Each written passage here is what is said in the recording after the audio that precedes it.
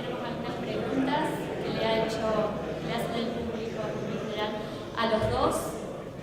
¿Qué proponen para lograr que los productores premien la calidad de los reproductores en remates?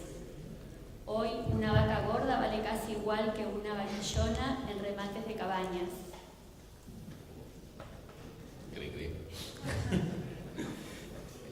El tema es que la evaluación responde un poco al último gráfico que yo estoy mostrando. Los precios se van a dar por oferta y demanda. Si están valiendo poco la vaca es porque no está habiendo demanda de vaca, porque los campos están saturados de vacas. Y obviamente estamos en una situación y un contexto macro que es totalmente ajeno a la Secretaría de Agroindustria respecto a las faltas de financiamiento, etcétera, que hay que pasarlas. Pero igualmente, más allá de eso, para tener más vacas necesitamos grandes inversiones en la oferta forrajera, con lo cual claramente la vaca preñada va a valer lo que es el crecimiento endógeno o los nichos y no la general. Y en contraparte, la realidad es que la vaca gorda o la vaquillona gorda está valiendo por la demanda del mercado, y la vaca gorda principalmente, o no tan gorda, y en breve el hueso de la vaca también va a valer mucho más por el tema China, y la realidad es que en ese sentido tenemos que estar contentos porque esa vaca si no estaría en faena igual y no valdría nada. Esa es una realidad.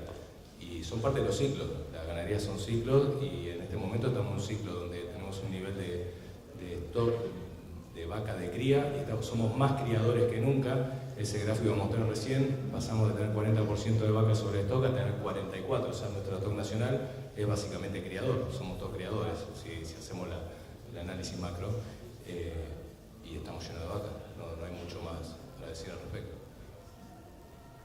Silvia, yo te diría una cosa más en mediano plazo. O sea, la realidad es que hoy estamos con una industria que está comprando genéricos y que está comprando vaca y que está premiando entonces a esos destinos que mencionaba recién Silvio. La realidad es que con el stock de vacas que hoy hay,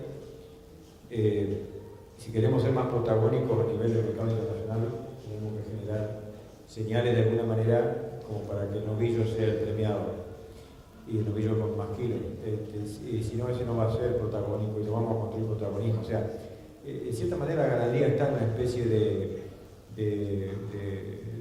punto paradigmático. O sea, por un lado, las señales de mercado no son lo suficientemente claras para quedarnos haciendo más peso. Para eso no hay señales claras respecto de la que dijimos hoy, respecto de la genética. Pero por otro lado, una intención de querer participar y tener el protagonismo en mercados internacionales. La vaca abrió esa brecha o ese espacio. Probablemente transitemos a que se vaya colocando más novillos, porque no podemos vivir vendiendo vaca. Pero ya en ese camino la Argentina no tiene mucho retorno, porque ¿a quién le vendemos 20% de la producción si no la exportamos? Entonces, por un lado, estamos construyendo como país una oportunidad de retornar al mercado, de recuperar algunos espacios, competir con los competidores más fuertes. Y por otro lado, hay una complejidad de señales que justamente hacen que hoy por ahí la genética no tenga toda la valorización que podría tener. Yo creo que la genética la va a tener en la medida que construyamos más novillos y le pidamos a novillos que no sea de 400, sino que sea de más kilos a la faena. Ahí es donde se expresa la genética.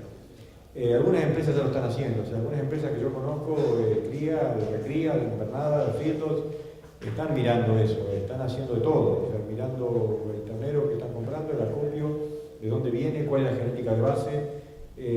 No es tan como que no hay interés en nada. O sea, yo creo que hay de todo en este mundo y hay productores preparándose un poquito para eso, que son siempre apuestas a futuro, pero la realidad es que la coyuntura de la alta oferta de vaca a nivel global no puede ser el modelo estable de la Argentina. Probablemente incluso bajemos incluso en cantidad de vacas, puede llegar a ocurrir, pues la productividad por vaca va a tener que aumentar y la calidad del ternero va a tener que aumentar si queremos hacer novillos competitivos. Brasil está haciendo eso, un esfuerzo muy grande y quieren ser competidores muy fuertes, los australianos ya lo hicieron, y guarda que son nuestros competidores. O sea, en esto es una ganadería de primera donde hay que jugar con un poco más de pantalones largos y de mediano plazo. O sea, hasta ahora tenemos un modelo muy zafrero, muy oportunista, y bueno, encontró la oportunidad de vender vaca y lo está haciendo. Pero tenemos que buscar la forma de que la industria valorice mejor ese individuo, lo pague y si la cadena hacia atrás le devuelva al criador algo de premio en esto del tipo de animal que estaríamos deseando tener. O sea, es un problema complejo, pero si no vamos a repetir la historia de ciclos de zafra, ciclos de venta mientras hay, y para eso tenemos un mercado interno que no está dispuesto a comer mucha más carne de vaca, tenemos de carne bovina. Es un mercado interno que sigue creciendo vegetativamente en cantidad de personas, pero no en consumo. O sea, el consumo está estabilizado en el consumo global y el consumo per cápita va cayendo. Y una sociedad que decidió comer ya casi más, sumado el pollo y el cerdo, ya come más de esos dos que de vaca sola. Entonces, la ganadería tiene que tener un cambio hacia producir productos del mercado global. ¿En qué porcentaje influye la genética al momento de evaluar la eficiencia individual? Bueno, yo lo mostraba recién, eso lo mostré en la charla. La eficiencia individual y la genética tienen una alta correlación. Yo mostré ahí que podemos tener genética que es 25% más eficiente que otra en conversión y en eficiencia individual. Entonces la genética tiene mucho para decir. El problema es que a veces no vemos esa respuesta. Es más, yo podría haber mostrado otras cuantas experiencias que todas dicen lo mismo. O sea, es fácil agarrar un lote de animales y demostrar que un lote de animales con genética conocida, elegida, seleccionada por los hijos o por lo que hacen los mismos toros, con alguna información, es 20% más eficiente que la que no hace, que la genética promedio o la que no es genética. Pero la información es importante. O sea, hoy vender por fenotipo, por un toro más lindo que otro, ya casi que no alcanza. O sea, pero es cierto que hay respuestas importantes a la genética. Se valora más o se valora menos en algunas ferias. Hace un tiempo yo tuve un trabajo de seguir, hace por 2 años, orígenes de animales en ferias, cómo se pagaban los terneros en función del origen, en función del campo que las produce, y no es cierto que todo es lo mismo. O sea, yo ahí encontraba, dependiendo de las ferias, dependiendo de los remates, dependiendo del momento de venta, pero encontraba que los buenos orígenes de campos de cría que tienen ciertos antecedentes por vender buenos terneros, siempre hacen algún precio más, ya el 15, 20% más del precio del ternero. Incluso ferias que están esperando que algunos campos, algunas explotaciones remitan su ternero a ese remate antes de informar cuánto van a ver y de dónde va a haber, porque saben que eso le ponen el precio por lo menos de referencia a ese remate. Entonces hay ahí un tema de genética que tiene un peso que no es irrelevante. Al doctor Marchetti. Para los frigoríficos de consumo interno que son clasificadores pero no realizan tipificación de clasificación a realizar, ¿sería según la especie, vaca, vaquilla, novillito, toro? Y además la calidad, A, B, C, ¿solo eso o darle ser igual al frigorífico exportador? Bueno, a ver, voy a tratar de ordenar la pregunta, pero creo que entendí. Si la pregunta es lo que es en todos los frigoríficos, el famoso tema de los frigoríficos federales o no federales, y que apunta un poco a eso, lo que es frigorífico consumero, independientemente de si es federal o no, lo que es clasificación, por ende el romaneo es obligatorio para todos clasifican en la categoría vaca, novillo, novillito, etc. Después, algunos de esos frigoríficos tiene un requisito previo, tiene que ser federal. Algunos de los federales, de hecho cerca de la mitad, si no recuerdo mal, tienen tipificación de res. La tipificación, el sistema de tipificación no es obligatorio, es optativo. Lo que es obligatorio es que si querés ser un frigorífico exportador tenés que tener sistema de tipificación. Eso fue así y es hace 40 años así, o 30, no, corríjame muchachos. Los que tienen tipificación de res aplican en lo que está en la resolución nueva, que es este sistema de ABCD, y ahora se agregó lo que es contusiones y lo que es grasa de 0 a 4. Respecto, entonces, para resumir, lo que es clasificación y dentición aplica a todos los frigoríficos del país independientemente del tránsito. Y el nuevo sistema de tipificación de res, solo los que antes tipificaban, ahora tipifican con esta nueva nomenclatura, vamos a decirlo así, que es lo que básicamente cambió. Respecto a la aplicación de lo que va a ser calidad de carne, todavía está en discusión cómo va a ser la aplicación, pero va a ir por ese lado en general. ingeniero Cordomingo, si para hacer novillos de exportación hay que comprar destetes de mayor peso. Es una gran pregunta. Lo que nosotros venimos viendo es que el destete y el ternero de mayor peso garantiza un poco mejor esa respuesta a hacer un novillo de mayor peso a faena. Entonces tiene que ver el peso del ternero del destete y cómo le va a ir después en su vida, porque algunos me van a decir, bueno, hay compensaciones, pero yo ya dije, las compensaciones son parciales, y en los sistemas rápidos como tenemos hoy, de 2 años, 2 años y medio la faena, las compensaciones no logran ser totales en esto de que un animal está más tiempo y logra alcanzar los rendimientos y los pesos, y después no nos da para los protocolos. Entonces las compensaciones pueden ser parciales o no existen, y por lo tanto tenemos que tener un ternero de buen desarrollo al pie de la madre. No alcanza con que simplemente sea ternero o ternera, tiene que tener un desarrollo un poco mejor que lo que a veces encontramos en los campos. Y al lado de eso, la recría no puede ser una recría de 200 gramos por día durante 4 o 5 meses y después pedirle a ese ternero que se convierta en un novillo de 500 kilos. O sea, yo siempre cuento la anécdota, la experiencia en otros países. O sea, lo que le pusieron más kilos al animal faenado, al final, o el kilo vivo en la terminación, tomen por ejemplo el caso americano de pasar de los 600 a los 700, a los 550 a los 650 kilos de faena, el peso vivo, perdón, a la faena. La mitad de esos kilos o más de esos kilos lo hicieron predestete. O sea, los fieldos siguen aumentando sus tiempos de un poco de permanencia y algo el ritmo de engorde, pero los kilos importantes que permitieron 50, 60, 70 kilos más de animal a la faena de peso vivo son kilos hechos con la madre. El defecto, tal vez, o la crítica en esos casos es que tal vez para eso agrandaron demasiado el tipo materno. Entonces nosotros tal vez debemos ser prudentes en agrandar a la vaca, tal vez no deberíamos hacerlo, pero sí creo que podemos, sin agrandar el tamaño de la vaca, hacer un poco más de kilos al pie de la madre. Y como yo dije, a veces podemos estar un poquito confundidos, creemos que más kilos de ternero se correlaciona con vaca más flaca o con menor procreo. Eso puede ocurrir un año, pero lo que uno ve en el seguimiento de establecimientos, aquellos que hacen todo un poco bien, seguro tienen también terneros un poco más pesados al destete porque son rodeos más organizados. Entonces yo he hecho esos seguimientos también y me encuentro con campos que están con 80, 82, 85% de destete y 87 y no están todos con terneros de 120 kilos, están con terneros de 150, de 180, de 200, 220 kilos al destete. Cuando el campo produce con menos eficiencia reproductiva, no necesariamente asegura terneros más pesados, están con terneros de 100, 120 kilos en los destetes, o sea, es mucho más desordenado.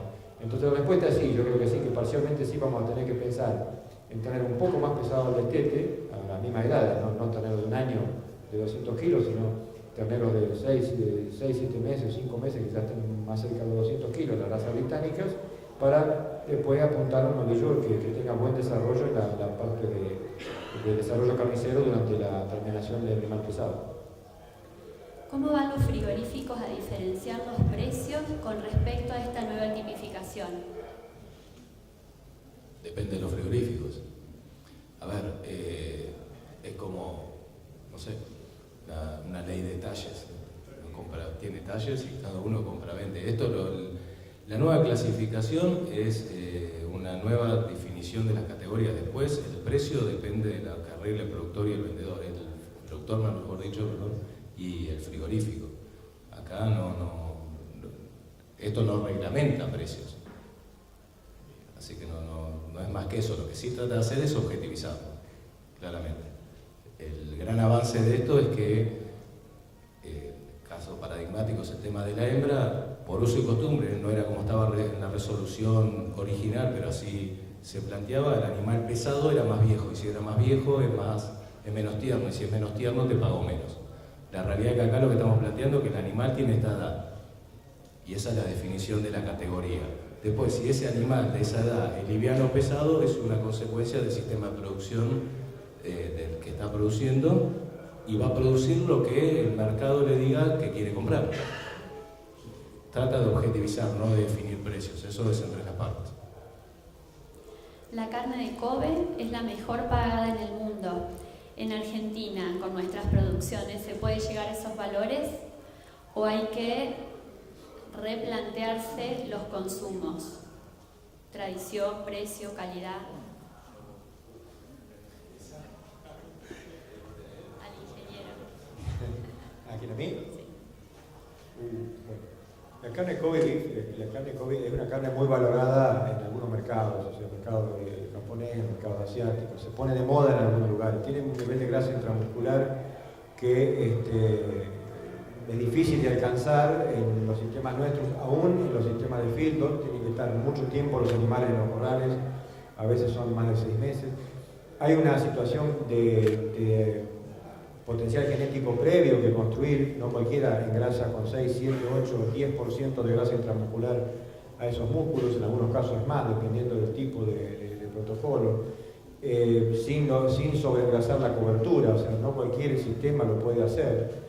Eso es un nicho, eventualmente una oportunidad de mercado para algunos. Se puede hacer en Argentina, pero hay que encontrar la razón económica para hacerlo. Hay empresas que yo conozco, algunas explotaciones que lo intentan, que lo hacen, pero hay todo un diseño de este negocio. O sea, esa puede ser la más pagada del mundo, pero habría que ver cuáles son sus volúmenes, porque esos no son nichos muy grandes. Hay alguna competencia mundial para eso, no es fácil entrar a eso. Hay un componente de tradición y también que te transmite con eso, o sea, no es solamente la carne, hay montones de cositas que hay que sumarle a eso. Entonces, es algo como para tener en cuenta. Eventualmente alguna empresa que quiere diversificar un poquito más lo puede hacer, pero no es el modelo, no es el norte a mirar. Capaz que tenemos que imaginar otro tipo de norte que no necesita Kobe beef, que no necesita el 10% de grasa intramuscular. Yo creo que hoy el feedlot argentino, aún con 90, 100 días, 120 días de corral, todavía le cuesta mucho alcanzar los niveles de intramuscular para cumplir con la 481 de exportación a Europa. Le cuesta encontrar el tipo high choice o el primer nivel de prime del sistema americano. O sea, ni que hablar del Kobe. El feedlot nuestro no llega ni a 5 intramuscular. Le cuesta encontrar esos niveles de engrasamiento sin excederse en grasa de cobertura y en cantidad de días. O sea, hay mucho camino para transitar antes de pensar que nuestro modelo puede ser Kobe beef. Dicho eso, bueno, hay algunas empresas que lo conozco que lo están haciendo. La última, ¿qué significa la sigla APB y la conversión a carcasa? ¿Qué significa la? Sigla APB. La sigla APB. La sigla APB significa aumento de peso vivo. Perdón, yo cuando hablo muy rápido en las charlas no lo explico. Aumento de peso vivo, APB. CMS es consumo de materia seca, y la relación entre ambas es la relación de conversión que uno dice cantidad de consumo de materia seca a unidad de peso vivo aumentado, o sea, cantidad de alimento por unidad de aumento de peso. Cuando uno habla de conversión a carcasa, ya es la conversión de esa materia seca, la cantidad de alimento que puede comer un animal por día, el CMS, la cantidad de alimento, dividido el aumento de peso de carcasa. Entonces uno tiene, que sería el aumento que cuenta, o sea, cuánto crece la carcasa en gramos o en kilos por día en función de la cantidad de alimento que le doy. Yo hoy mostraba que la conversión a peso vivo puede ser 8 a 1. Cantidad de alimento por unidad de aumento de peso incrementado. 8 kilos de alimento por cada kilo de peso vivo aumentado. Pero la carcasa puede ser 10 a 1, o sea, en cada kilo de peso tenemos un 60%, un 50, 58 de carcasa. Entonces, el dato que interesa realmente empezar a mirar mejor, si por supuesto uno tuviera la tecnología para hacerlo, es cuánto convertimos efectivamente en carcasa. Ustedes pueden tener un indicador si quieren que se hace en el rendimiento de la res, digamos, sacan el peso de la res y tuvieran un indicador de cuánto pesaba la res cuando empiezan un engorde, que nosotros en ese caso en la experimentación lo hacemos faenando animales previo al engorde, animales testigos previo al engorde, podemos saber cuánto crece una carcasa. Entonces, esto está para que se haga a nivel comercial, no, pero hay instrumentos, en algunos filtros, por ejemplo, de otros países utilizan esto, porque ya tienen algunas ecuaciones de estimación indirecta de situación inicial y cómo va el aumento del tamaño de la carcasa, y pueden sacar esta cuestión de cómo es el incremento de esta conversión a carcasa. Por ejemplo, en esos animales que yo mostraba, de animales de ya en 120 días en un corral, si bien al final esos animales pesan más, el peso metabólico, el peso del animal hay que mantenerlo.